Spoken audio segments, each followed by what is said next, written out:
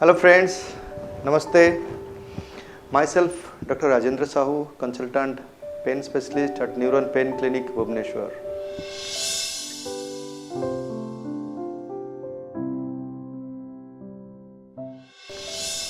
क्या आप जानते हैं नर्व से भी पेन हो सकता है? जी हाँ, आप लोग सोचते होंगे सिर्फ जॉइंट से होता है, स्पाइन से होता है, स्पॉन्डिलाइटिस, स्लिप डिस्क होता है, या फिर जॉइंट आर्थराइटिस बोन से हो सकता है, मसल से हो सकता है। पर यस, नर्व से भी पेन होता है। उसको बोलते हैं नर्व पेन या न्यूरोपैथिक पेन।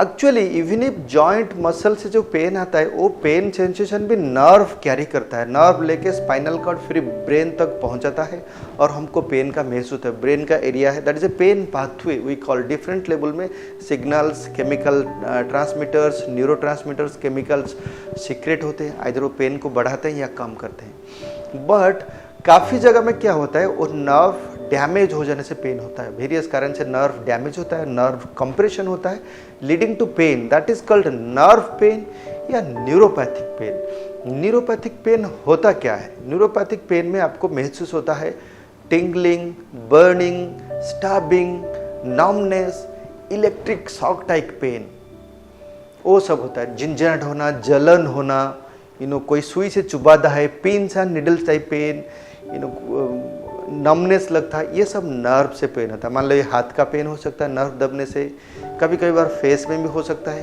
कभी ये साइड ऑफ द थाई होता है, बैक भी होता है, साइटिका का जो पेन होता है नर्व को इरिटेट करने से, वो भी एक नर्व पेन है।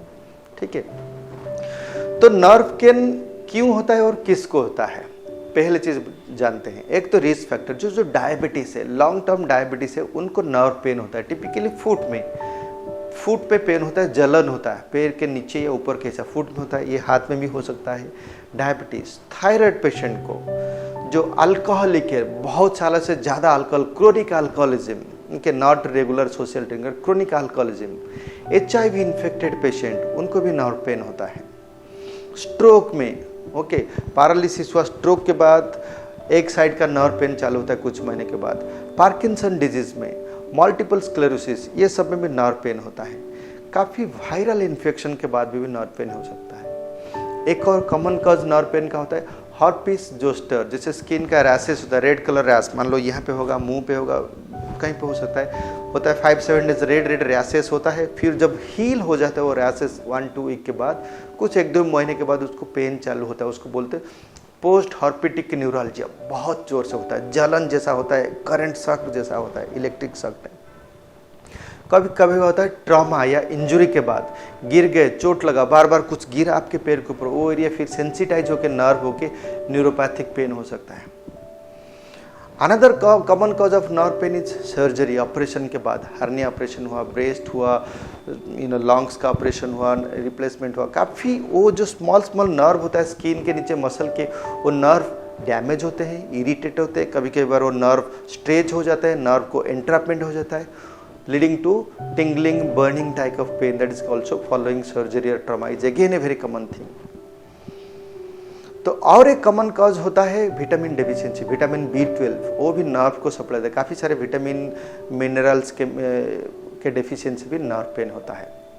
Finally another common cause of is nerve entrapment और नर्व कंप्रेशन, जैसे कार्पल टनल होता है, यहाँ रिस्ट में नर्व कंप्रेशन होता है, उंगली में होता है, फीट में कंप्रेशन होते हैं, पैर का नीचे का हिस्सा होता है, या थाई में होता है, जांघों में हो सकता है, और बहुत सारे ऐसे नर्व है जिसको नर्व कंप्रेशन बोलते हैं। ठीक है, तो ये रहा एक कंप्लीटली डिफरेंट पेन कंडीशन, उसको न्यूरोपैथिक पेन या नर्व रिलेटेड पेन बोलते हैं।